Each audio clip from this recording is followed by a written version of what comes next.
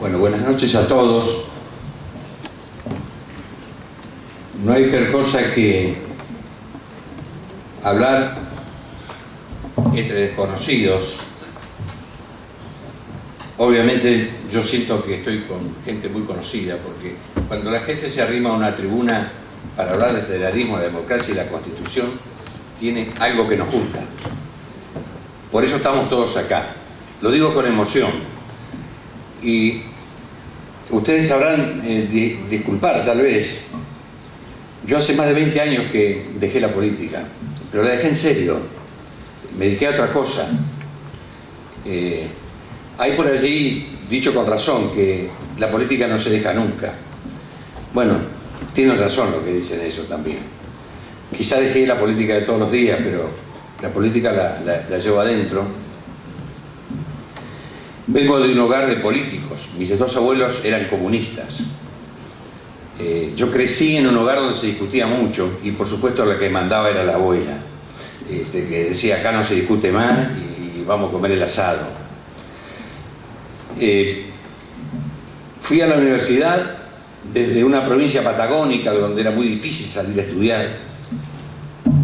Mi padre era productor de frutas. Me crié en una chacra hasta los 17 años solo, en soledad, digamos, leyendo mucho. Y estudié en la Universidad de La Plata, luego en Santa Fe, me recibí abogado. Fui testigo, por una cuestión de edad, de todo el lío del 73, de la vuelta de Perón, de la gente en las calles, de las formaciones especiales, la génesis de Montonero, la discusión política exacerbada en las facultades. Sin embargo, yo la observaba, la política, asistía a las asambleas, sabía de qué se hablaba, pero no tenía la política práctica. Cuando vuelvo a mi provincia, como abogado, 26, 27 años, empiezo a hacer Juventud Radical. Presido el partido de la juventud de mi pueblo, después el comité local, después la juventud de la provincia, y nos toma el 83, en plena arremetida del alfonsinismo. Bueno, antes viene el golpe, saco todo esto del año 75 que estoy contando, y me regreso a la provincia, y ahí saco todos los emblemas partidarios del comité que nos reuníamos habitualmente, los llevo a mi estudio, y viene la época del proceso, donde queda todo, como ustedes saben y como cada uno ha tenido su experiencia, totalmente al costado del quehacer político. Cuando se reanuda la democracia con los institutos Mayo, que impulsa el radicalismo con la figura señera de Ricardo Balbín, volvemos a la actividad política y ahí nos toma el 83, donde yo soy diputado provincial al lado del líder de mi partido en la provincia, que era Osvaldo Álvarez Guerrero, primer gobernador del 83 al 87. El gobierno, andando nomás, en los 90 días tuvimos una crisis que casi nos manda a la casa, por inexperiencia y por algo que empieza a ser un virus constante en la política argentina, por un exceso de soberbia. Y bueno, todo ese problema me catapultó al Ministerio de Gobierno. Y ahí en el Ministerio de Gobierno descubrí mi vocación. Dije, me parece que yo estoy hecho para esto. Encontré el rumbo de mi vida también, que no tengo problema en admitirlo, no lo digo muchas veces públicamente. Lo había encontrado antes ya con la política, pero yo dije, esto es lo mío, esto es lo que quiero hacer, esto es lo que me hace bien. Y creo que puedo dar algo. A partir de ahí, fui ministro de Gobierno, un año y medio, fui diputado nacional, provincialicé mi figura y llegué a la gobernación en el 88. Tenía 38 años cuando gané la gobernación. Tuve por 2 periodos y en la víspera de la reelección, en el año 90, después si quieren vamos a echarle un párrafo a eso, porque yo hablo de la trayectoria política como la de cualquiera, y toda la gente termina preguntándome por esta cuestión. No me estoy comparando, como Maradona, que hablaba de fútbol, y preguntaban si era mano o no era mano contra los ingleses. Bueno, ahí tengo un problema grave con el gobierno de Menem, el Río Negro, la provincia, un problema institucional, una crisis de aquellas. Y tomo la decisión de tomar los fondos del Banco Central por la fuerza, y le pago a los empleados públicos, lo que nos puso al borde de la intervención, al borde de la cárcel, al borde de mil ignominias, pero también nos dio un consenso y una popularidad que termina nacionalizando mi figura, lo cual después, ya ha ocurrido el Pacto de Olivos, que ahora vamos a hablar, viene la reforma de la Constitución, y en la Constituyente yo veo cualquier video, cualquier cosa que tenga que ver con la Constituyente con mucha emoción, porque en la Constituyente es donde tomo la decisión de ser candidato a presidente, contra la opinión de muchos correligionarios también. Lo digo con una sonrisa de nostalgia. Me descalificaban por joven. Yo tenía en ese momento 94, tenía 44, 45, 46 años. 46 años. Y la primera persona a quien se lo comunico las cosas de la política, lo cuento porque yo voy a enfatizar mi alocución sobre la necesidad de tener en cuenta al otro. No solamente es una filosofía de vida, sino es una convicción política. La política no se hace con los propios, no se hace. Nosotros no somos los buenos y los otros son los malos. Hay buenos y malos de los dos lados. Y hay que aprender a conceder y hay que aprender a tener en cuenta al otro. Es de mucha soberbia en la condición humana creer que uno es el dueño de la verdad, y mucho menos en política. Bueno, entonces allí se lo comento a Eduardo Duhalde.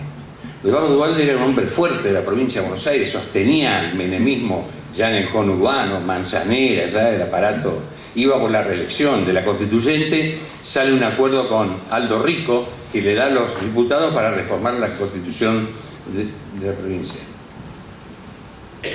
Y entonces allí es que tomo la decisión de ser candidato a presidente. Cuento todo esto porque hay que poner las cosas en contexto. No quiero hablar del pasado ni quiero hablar de mi persona, pero tenemos que ponernos en el centro de lo que son nuestras convicciones como país. La Constitución es heredera de constituciones anteriores y la Constitución es un convenio de una sociedad, pero para llegar a la Constitución hay un país que previamente discutió mucho, y no solamente discutió en los ámbitos de donde se redactan las constituciones, discutió en las calles, discutió en los campos de batalla. La unidad en Argentina sigue siendo una materia inconclusa que tiene como antecedente más de 30 años de guerra civil, una de las guerras civiles más largas en la historia del mundo. Los españoles se mataron entre ellos trágicamente durante 3 años, hasta en el Líbano, en las poblaciones de Oriente, ninguno llega a 30, 35 años de lucha entre hermanos, unitarios y federales. Partió esta Argentina desde el nacimiento. Somos herederos, que creamos, que querramos o no querramos, de todo ese país. Recién el primer arrebato de unidad lo construye Urquiza, y es una unidad también sin la hermana mayor, sin la provincia de Buenos Aires. La Constitución del 53 empieza a ser un camino posible, y es la que señala que podemos constituir una nación. Cuento todo esto para que vean la importancia del 94 y la actualidad que tiene el tener una Constitución que es producto de un consenso. Luego viene en el siglo XX, con el advenimiento del peronismo, el intento del peronismo de hacer la Constitución propia, la del 49, sin la oposición, con lo cual queda renga esa Constitución que recogía mucho de la moda de la época. Luego cae el peronismo y viene una contrarreforma por la Libertadora, que también queda, es una reforma antiperonista, sin el peronismo adentro. Y después viene el 94. ¿Y por qué se concluye en el 94 en una reforma? Somos producto de circunstancias y de momentos. La democracia en Argentina arranca muy endeble en el 83. El efecto del proceso militar fue muy fuerte, Malvinas fue impactante. Es decir, todavía hay rastros de la herida que deja Malvinas en la sociedad argentina. por exceso, por la locura de ir a la guerra, por la posguerra, porque acelera el deterioro del proceso militar, porque acelera el deterioro de la propuesta económica del proceso militar, y Malvinas alumbra el 83, es decir, es el caldo previo al advenimiento de Alfonsín. Y Alfonsín, que tenía una profunda convicción democrática y una idea del partido político llevada casi a la exageración, hacía del partido político y de la actividad política un altar. No era de quemar pasos en su quehacer político. Había que cumplir con lo que mandaba el partido. Había dos palabras en el legajo alfonsinista: el partido y los amigos. Es también es una virtud para estar juntos y termina a veces siendo un defecto para tratar de crecer o salir de afuera de la estructura partidaria. Esta es una autocrítica que me permito con los correligionarios radicales.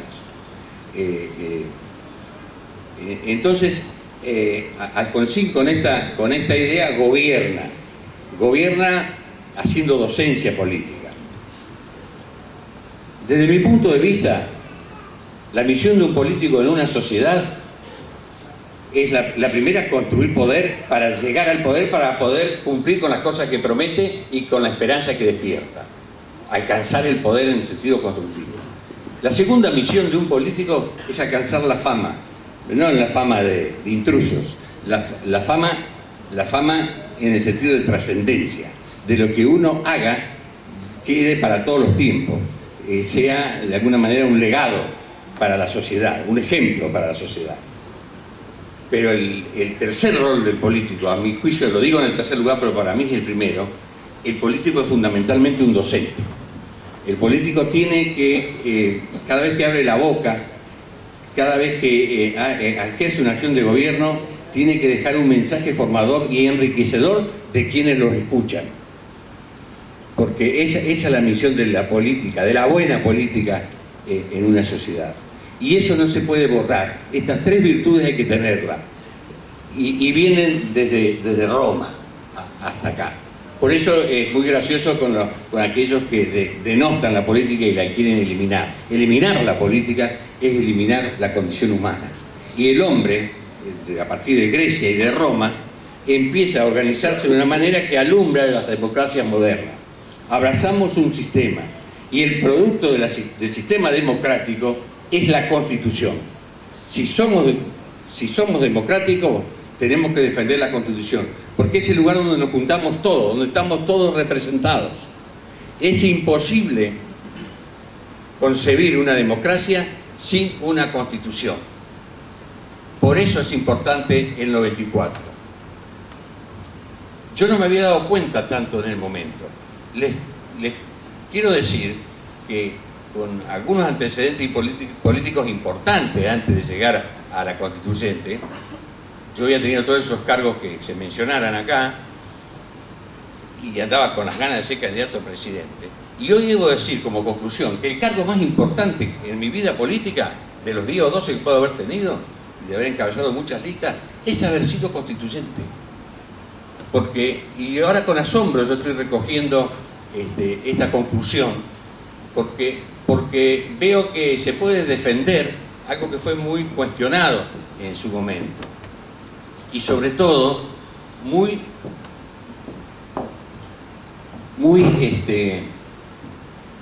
tachado de aventura política.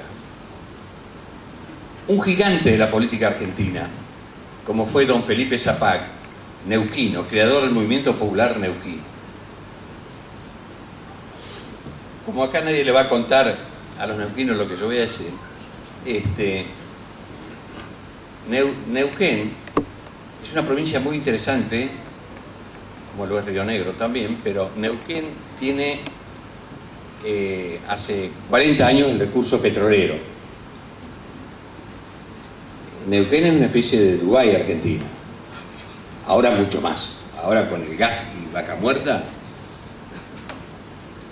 tiene para 30 años de prosperidad fuera de cualquier crisis de Argentina. Los neuquinos le han hecho creer al país que Vaca Muerta es Neuquén. El 30% de Vaca Muerta está en territorio rionegrino. Y hay algo de La Pampa y de Mendoza también, bajo Vaca Muerta. Primera aclaración.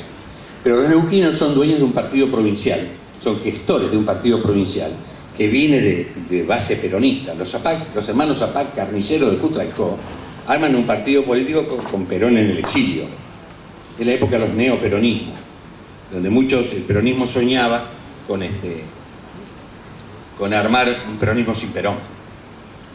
Y entonces ahí nacen los partidos provinciales de base peronista.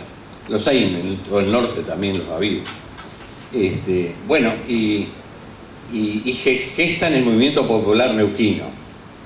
Todos los partidos provinciales en Argentina, es muy interesante, han sido unas apuestas a término. Cuando se muere el caudillo del partido provincial, el partido se desinfla, porque cuesta sostener en un país centralizado una propuesta encerrada en una provincia. Le pasó a Horacio Guzmán en Jujuy, con el movimiento popular jujeño, le pasó a los chaqueños, le está pasando a los Rodríguez Sac, porque han hecho casi un partido encerrado dentro de San Luis. Los neuquinos han supervivido, pero han supervivido porque tienen el petróleo, porque tienen un recurso inagotable que les da la posibilidad de maniobrar sin necesidad del gobierno nacional. Suelen perder las elecciones intermedias, las legislativas, ganan todas las gobernaciones. Y el único riesgo es que, como siempre en la política, la pelea entre ellos. Pero Felipe Zapac, 40 años, es el dueño de esta idea. Yo lo conozco siendo yo ministro de gobierno de Álvarez Guerrero, y lo saludo. Saludar a Zapac en ese momento para mí era como ver al Papa. Me presento y me dijo, me han hablado de usted. Dice, ¿puedo darle un consejo? Como para decirle que no a don Felipe Zapac. Y yo lo escucho. Me dice, usted está empezando un camino político. Y dice, no espere ninguna satisfacción en esta actividad hasta 40 años después que deje los cargos, me dice. Recién ahí alguno va a decir, me parece que esto lo hizo bien, esto más o menos. Esa es la actividad en la que estamos, y eso es lo que en el 94 yo no veía del paso fenomenal que dio Raúl Alfonsín acordando con Carlos Menem. Lo que estaban esperando una locución relacionada al derecho o relacionada a la actividad jurídica, que yo respeto tanto, que es mi profesión, creo que se van a ir un poco desilusionados, porque yo voy a hablar más de política, porque sin el acuerdo político, sin la iniciativa política, no hay abogado que trabaje en ningún texto de ninguna constitución. Es decir, es previo el consenso político. ¿Y por qué se da el consenso político en el 94? Se da en el 94, y lisa y llanamente, porque el periodo de 6 años de la Constitución del 53 era un periodo que era una invitación al golpe. Es decir, nadie aguantaba 6 años con un gobierno en plena vigencia. Acá hay mucha gente que ha estado en los gobiernos, y en Argentina hay que empezar a respetar que tiene más de 4 o 5 años de consenso, porque tenemos una sociedad, no sé si es bueno o malo, pero exigente en cuanto a la demanda al gobernante. Yo creo que eso viene de nuestros ancestros italianos, que somos muy exitistas, nos entusiasmamos rápido, y así como nos entusiasmamos y somos exitistas, así descartamos. Entonces, la Argentina en eso es muy cortoplacista, es muy sentimental, muy visceral. Bueno, entonces, los 6 años lo lleva a Alfonsín a tener que dejar el mandato 6 meses antes. Distinto hubiera sido quizás el gobierno de 4, porque cambian los plazos. Es decir, no es lo mismo gobernar a 4 años que gobernar a 6. No es lo mismo gobernar con reelección que sin reelección. Cuando uno no tiene reelección, en un mandato de 4 años o de 6 años, se le acaba el gobierno al segundo año o al cuarto, si se trata de 4 o de 6. No hay actividad más parecida a rey muerto que a rey puesto que la política. Y la mitad de los amigos están pensando en ocupar el lugar que ocupa uno, que uno cree que son sus amigos en la política, ¿no? Y bueno, hay que luchar contra eso y contra el día a día. Y entonces allí Alfonsín deja el mandato antes y Carlos Menem asume en las condiciones que ustedes saben. El gobierno de Menem arranca confundido, como arrancó confundido el gobierno de Alfonsín, hasta que encuentra el rumbo, el gobierno de Menem, y encuentra una bandera que está muy actual, que es lograr alguna estabilidad económica y calmar los indicadores económicos, bajar la inflación, y empieza a ser exitoso en cuanto al consenso con la gente. No había peor situación que el radicalismo, había dejado el gobierno antes, el menemismo venía exitoso, y Menem empieza a proponer su reelección. Y el peronismo es un partido de poder. El peronismo es muy difícil que renuncie al poder gratuitamente o sin provocar una nueva situación. Entonces Menem empieza a avanzar, como Perón en el 49, para hacer su propia reforma, para hacer su propia constitución. Y la constitución que iba a ser, no es muy difícil de no imaginarla, porque iba a tener el sesgo que tuvo la constitución de Perón en el 49, con toda la ideología que representan y defienden. Y allí hay que dar ese paso de la minoría, y ahí hay otra enseñanza. La democracia no es solamente quién gobierna, es tan responsable en democracia el que gobierna como el que está enfrente, porque el que está enfrente tiene la obligación de señalar el camino, de controlar y de empezar a armar la alternativa y empezar a decirle a la sociedad: los que están gobernando no lo están haciendo bien y yo lo puedo hacer mejor. Esa es la esencia del sistema democrático.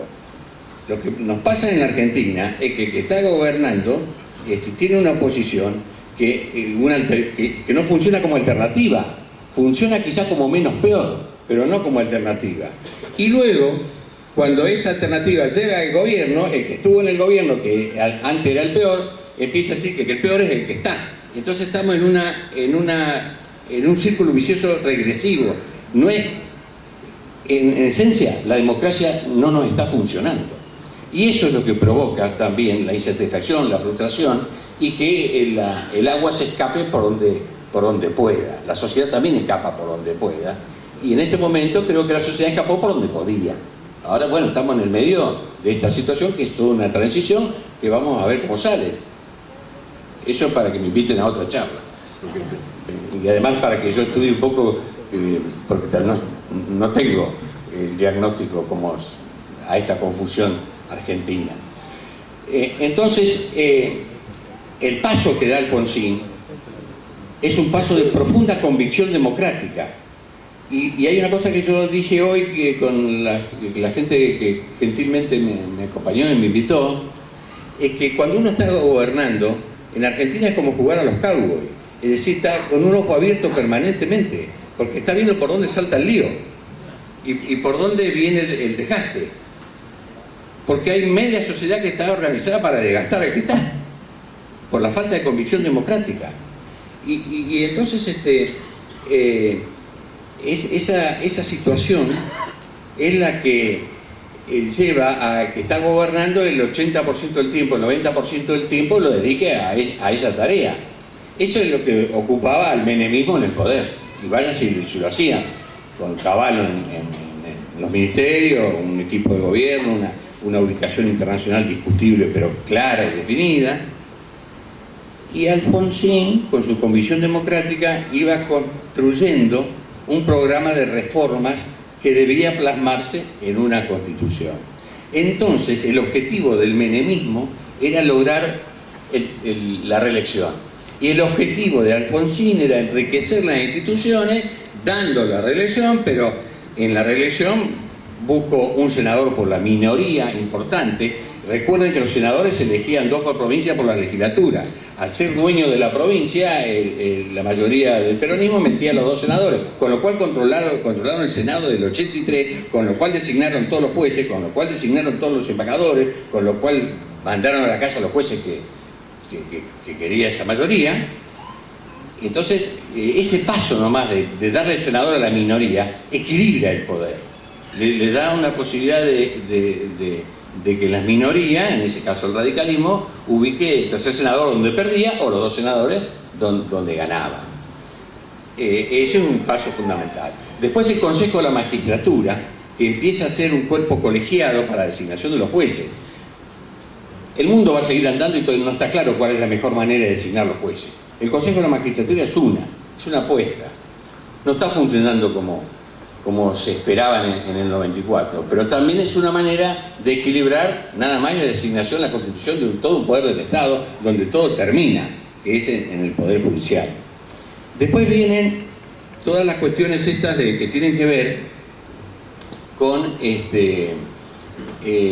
las nuevas instituciones, adecuar la Carta Magna al mundo moderno, la inclusión de los pueblos originarios, el tema de las cuestiones de género, cosas fundamentales que hacen a la Argentina uno de los países más avanzados en sus instituciones. Ese paso se da con el Pacto de Olivos, y Alfonsín era tan celoso de cumplir los pasos que somete adentro del radicalismo a la aprobación de los afiliados radicales. Se arriesga a eso en un partido donde no está claro si es más fuerte la convicción de ser radical o no ser peronistas. Esa es una respuesta que todavía yo me parece que me voy a morir y no la voy a tener clara de parte de los afiliados radicales. Yo voy a decir una cosa por ahí grave que no les gusta a muchos correligionarios. Que si tuviera alguno de mis hijos, acá yo tengo 6 hijos, a todos les gusta la política, nadie hace política, salvo 1 o 2 hacen política, pero no a todos les gusta. Por supuesto, si estaría mi señora me diría que no lo diga, pero yo lo voy a decir, porque vine solo además. Para mí el gran eje de la política argentina del 50 para acá es el peronismo. Es decir, el gran eje en el sentido de determinar la vida argentina. Entonces, ¿cómo vamos a concebir un país dejándolo de lado, descalificándolo? Más si somos democráticos. Yo creo que esa es otra de las enseñanzas del Alfonsín. Ustedes recuerden el discurso del 83, que tiene un mensaje claro de unidad nacional, contundente. Alfonsín tenía una frase efectista para arrancar el aplauso y para crear el clima.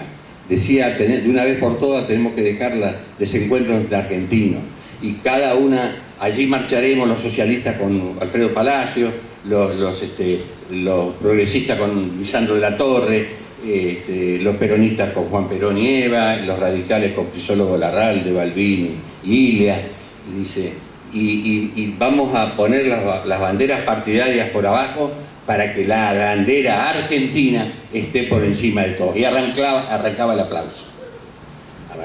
Hacía una pausa, dejaba que lo aplaudían y decía, y ahí venía el llamado de atención. Decía, no descalifiquemos al peronismo por lo malo que trajo a la política argentina. Aprendamos a valorar también la importancia que tiene esta propuesta, porque ha sido seguida por muchos argentinos durante mucho tiempo. Y los mismos que aplaudían la bandera, la mitad de la audiencia silbaba, porque por esta concepción de anti, digamos. Estoy hablando del 1.000.000 de personas del Obelisco, o sea que había 300.000 que silbaban. Ese es un reflejo de la sociedad argentina, pero tiene una profunda enseñanza de unidad nacional ese discurso. Está totalmente vigente, es una deuda impaga que tenemos los argentinos. Entonces, ahí vamos a la reforma con todas estas banderas y en todo este momento. Y a nosotros se nos divide el partido, porque esta beta muy anti dentro del partido no le perdona a Alfonsín el paso, como no le perdonó a Balbín haber saltado la verja para hablar con Perón años antes. Y bueno, y llega un momento en que uno tiene que plantearse, ¿soy democrático o no soy democrático? ¿Hablo con el otro? Ahora que me he puesto al día con la historia de Tucumán, Pío Tristán, el general español, mandó a hablar con Belgrano el día anterior de la batalla, por el tema de los prisioneros y todo, y estaban al borde de la batalla. Es decir, es imposible construir sociedad, es imposible construir una familia, una pareja, un estilo de vida, descalificando al otro y no teniendo en cuenta, y si el otro no está de acuerdo, impongo mi idea. Eso para mí no es un estilo de vida, ni es un estilo político. Entonces, esta este paso fundamental es el que da la coincidencia para que lleguemos a Santa Fe con la reforma. Y eso gesta el Pacto de Olivos. Yo fui al lado de Alfonsín, yo era gobernador en ese momento, y había otro gobernador joven que por suerte está vivito y coleando, mi amigo Oscar Castillo de Catamarca. Somos los dos que estamos en el video al lado de Alfonsín. Yo tengo que mirarme 2 veces para reconocerme. Y bueno, hoy yo contaba que yo tengo la lapicera cuando se firma el Pacto de Olivos. Finalmente no es la que se firmó porque la puso Menem, se desarmó, Alfonsín la desarmó en su afán de sacarle el capuchón, y se firma con la de Marskin, el peronista de La Pampa, y yo me quedo con la lapicera, y cuando nos abrazamos con Menem le digo: presidente, esta me la quedo yo. Y Menem, a quien le habíamos dado la reelección, me dice: por supuesto, Horacito, quédatela. Entonces yo tengo la lapicera, que la tengo media extraviada con mis mudanzas, con la que se iba a firmar el pacto y no se firmó. Finalmente se firmó con otros.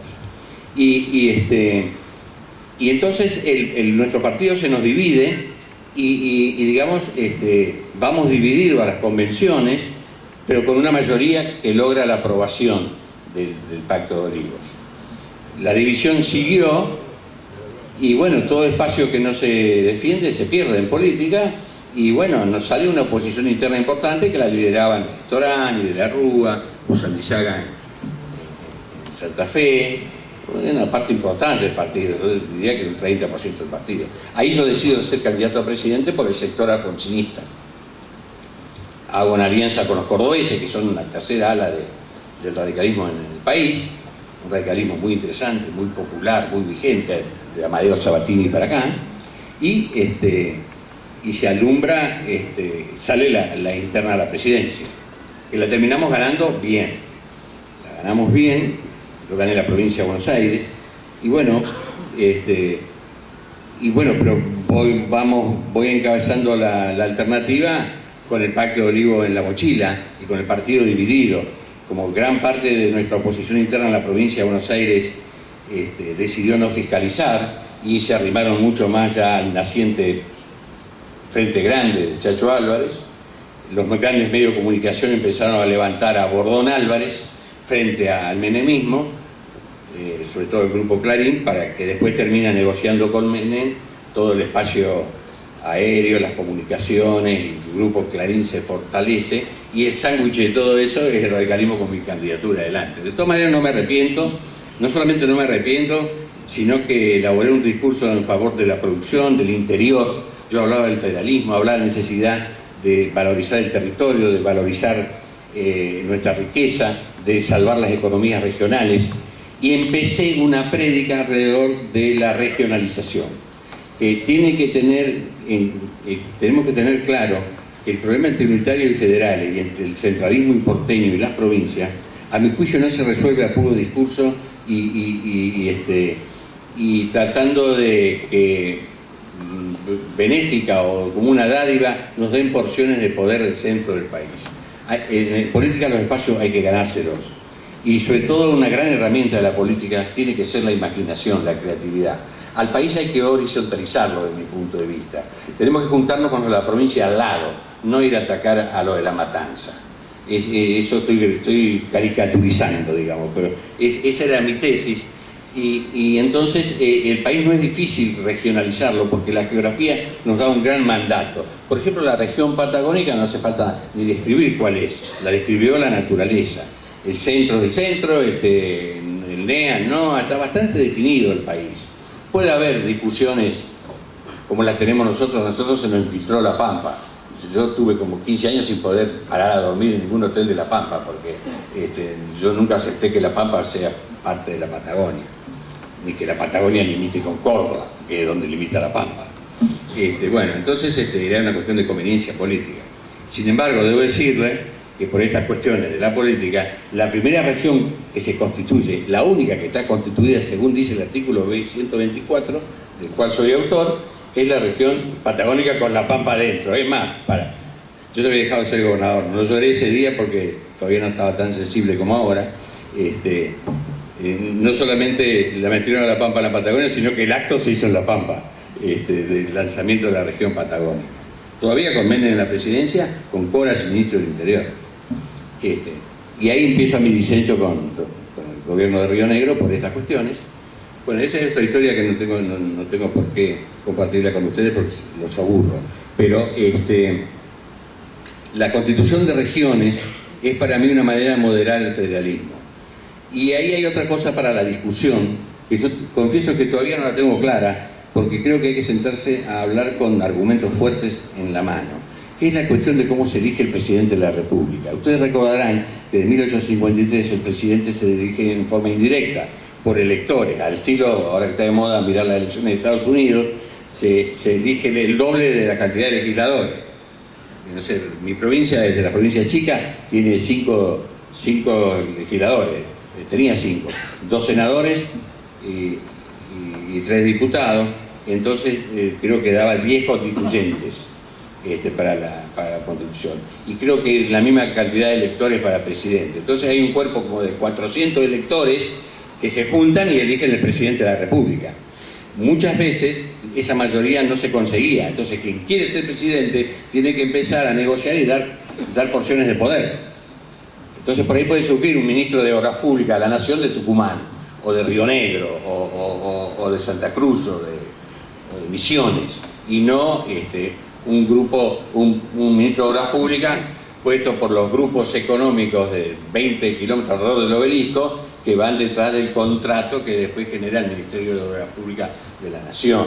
Es decir, y bueno, esa es una de las deformaciones. La otra deformación que provoca esto es que a partir del voto directo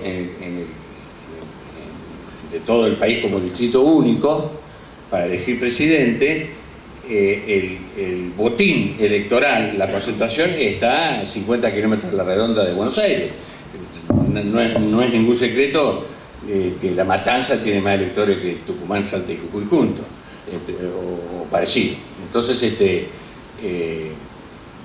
para ser candidato a presidente hay que conseguirse un departamento en Buenos Aires y todas las noches a los canales de televisión y ir hasta los pagos de Espinosa en La Matanza y hacer política ahí. Y después nadie quiere venir a Famaillá o a Villa Regina, que es mi pueblo. Es decir, antes los presidentes tenían que caminar, tenían que andar. Ahora la política en eso ha cambiado mucho y ahora tiene un cambio que yo todavía lo estoy tratando de entender, que es el tema de las redes sociales y todo eso. Por eso que alumbramos un presidente que no recorrió el país, que no estuvo en ningún lado y el presidente con una muy buena mayoría. Entonces, bueno, hay que prepararse para todo esto. Pero realmente la reforma del 94, los que defienden el voto directo, Eduardo Menem entre ellos, lo he dicho acá, constitucionalistas del radicalismo como Antonio María Hernández, que han estudiado el tema, que son especialistas en el tema, que son los mejores en este tema, dice que la Argentina tiene un problema estructural que está mucho más allá de la reforma constitucional y que por más que elijamos de una manera u otra, el centralismo va a seguir. Pero bueno, todo ayudan a moderarlo. Yo creo que el sistema indirecto debiéramos volver al sistema. Lo computo como un error de la constituyente, desde mi convicción, no sólida, aclaro. Entonces el 124, que es yo presidí una comisión que era de economías regionales, autonomías municipales, y funcionamos en la biblioteca de Paraná. Mi vicepresidente era el vicegobernador de Formosa, Gildo Infran, en ese momento vicegobernador de Formosa. Después no lo vi más porque se dedicó a la gobernación, como ustedes saben. Y hicimos el artículo 124, que iba a una comisión que se llama redactora, que es donde iban los artículos que hacían todos los constituyentes. Como todos en algún momento sienten que quieren quedar en la historia y tienen que contarle a los nietos, todo el mundo hizo su artículo para estar. Después todos terminamos maldiciendo a Corach, que era que decía este no. Bueno. Y al 124 mío, o nuestro, porque era la comisión mía, que yo presidía, le hicieron una segunda parte, que no tiene nada que ver con la creación de regiones. Porque la primera parte del 124 dice crear regiones y después dice que las provincias son propietarias de sus suelos. Es una cosa revolucionaria. Es decir, que ese federalismo genuino. Es decir, empezamos a ser propietarios de nuestro petróleo, de nuestra minería, que no se decide en Buenos Aires, sino que lo decide el gobernador de cada provincia con los habitantes de cada provincia. Gran artículo y gran avance del federalismo real, económico. Pero bueno, insisto, después hay reuniones regionales, ahí encuentro esto que decía Albarracín del litio, hay muchas actitudes regionales, pero no está institucionalizada la región como herramienta jurídica, que hay que hacer una ley para reglamentarla, que se hizo la ley, precisamente la Patagonia con la Pampa, esa que decía yo, es producto de esa ley. O sea que una buena iniciativa para los políticos locales es precisamente propiciar la regionalización en serio. Y bueno, toda esta circunstancia nos lleva a que el instrumento que tenemos es fenomenal. Es imposible concebir un país sin la convivencia en la Constitución. Y nuestra Constitución es producto de consensos. Hay que hacer consenso para designar jueces, hay que hacer consenso para hacer regiones, hay que hacer consenso para todo. Ahora, parte de la confusión actual es que el rumbo político actual propone una sociedad de confrontación. Entonces, ¿cómo vamos a regir en una sociedad y una constitución de consenso con un país de confrontación, donde el otro es una porquería, donde el otro no sirve? Bueno, como que yo creo que la historia y los acontecimientos tienen que servir para el presente y para el futuro, es bueno que nos preguntemos estas cosas y empecemos a encontrar esos caminos. O vayamos a una nueva constitución donde la confrontación se institucionalice y organicemos la pelea. Bueno, es un modelo de sociedad también. Ya vemos cómo terminó la historia del mundo ese estilo político, ¿no? Sobre todo en el siglo XX, con nombres importantes en la Europa de las guerras mundiales. Bueno, ese es el momento en el que estamos, ese es el legado del 94, ese es el legado a la política que se personaliza en las dos figuras del momento. Y esa es la deuda que tenemos con la unidad nacional. Los países han salido de las crisis y han avanzado cuando generan movimientos colectivos. Argentina se movió hacia adelante democráticamente, lo digo con orgullo, detrás de Hipólito Yrigoyen y de la Unión Cívica Radical cuando le arrancan el voto a los gobiernos conservadores. La Argentina se movió otra vez colectivamente y se adecúa a la época que le toca vivir con el advenimiento del peronismo. Los grandes conflictos de la historia se han arreglado con consensos. Las grandes crisis en los países, la Constitución de Estados Unidos es un modelo de consenso entre colonias desperdigadas.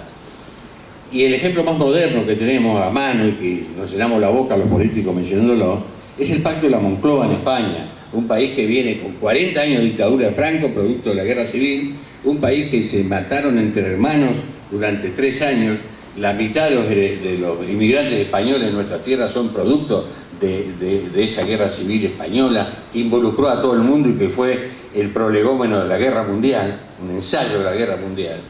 Ese país, a la muerte de Franco, produce un pacto de unidad nacional, que es el famoso Pacto de la Moncloa, que tiene 4 protagonistas. Uno central convocante, que es el rey.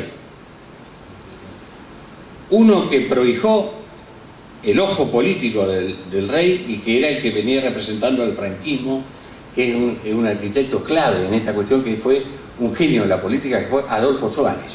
Adolfo Suárez era el que manejaba la televisión del franquismo y se revela como dirigente y el rey lo elige como primer ministro y la pega de cabo a rabo. Y ese es el que sale. ¿Sabe qué hace Adolfo Suárez? Siendo de extrema derecha y franquista, convoca a la izquierda, a la izquierda que estaba en la calle, que tenía poder de fuego, el Partido Comunista Español, presidido por un gigante de la política que fue Santiago Carrillo. No me venía el nombre a la mente. Santiago Carrillo, que estuvo 20 años de exilio, que le mataron media familia, se sienta con quienes fueron los responsables de todo eso y dice: yo me pongo acá porque hay que unir a España. Y el cuarto, el que me falta, el más que todos conocemos, el más brillante, el que adoramos los radicales, que es Felipe González. Ahora, miren qué 4, y miren lo que puso la izquierda. Por supuesto lo expulsaron los comunistas de izquierda, como como nos pasaba a nosotros dentro del partido con el Pacto de Olivos, y prohijan la unidad de España y la España moderna. Ahora yo los invito a reflexionar cuántos dirigentes de esa estatura tenemos hoy para producir la unidad nacional en Argentina. Creo que ese es y yo quiero terminar con un mensaje optimista. Los países no se suicidan. Nosotros tenemos un recurso humano fenomenal. Tenemos un país apasionante, no hace falta que yo lo comparta con ustedes. Todos sabemos que tenemos eso. Ahora, también tenemos que darnos cuenta de lo que nos falta. Y lo que nos falta es precisamente esa grandeza para entender que hay que ceder un poco para poder construir. Y no hay que destruir al que está enfrente. Por eso, yo quiero terminar con dos frases que representan lo que yo creo en la vida y creo en la política. La primera, obviamente, ya lo adelanté, es de Hipólito Yrigoyen. Hipólito Yrigoyen, cuando inaugura los teléfonos con el presidente de Estados Unidos, con Hoover, tiene un párrafo de su mensaje que dejó impactado a los americanos, que se preguntaban quién es este hombre. Dice, esta tecnología y esto que nos está comunicando tiene que ser sagrado para los hombres y sagrado para los pueblos, dice Hipólito Yrigoyen, en un mensaje de una belleza literaria y de una profundidad como actitud de vida. Y después la otra, la incorporo ahora a mi charla, que es alguien que dijo que la voluntad no está educada para la voluntad que no está educada para la paz no es capaz de libertad ni capaz de gobierno, que es un héroe de ustedes, que es Juan Bautista Alberdi. Esto me parece que hay que llevarlo como modelo de vida. Yo por lo menos lo adopto con las dos manos y ojalá podamos tener hijos que representen estos ideales en el futuro de nuestro país. Muchas gracias.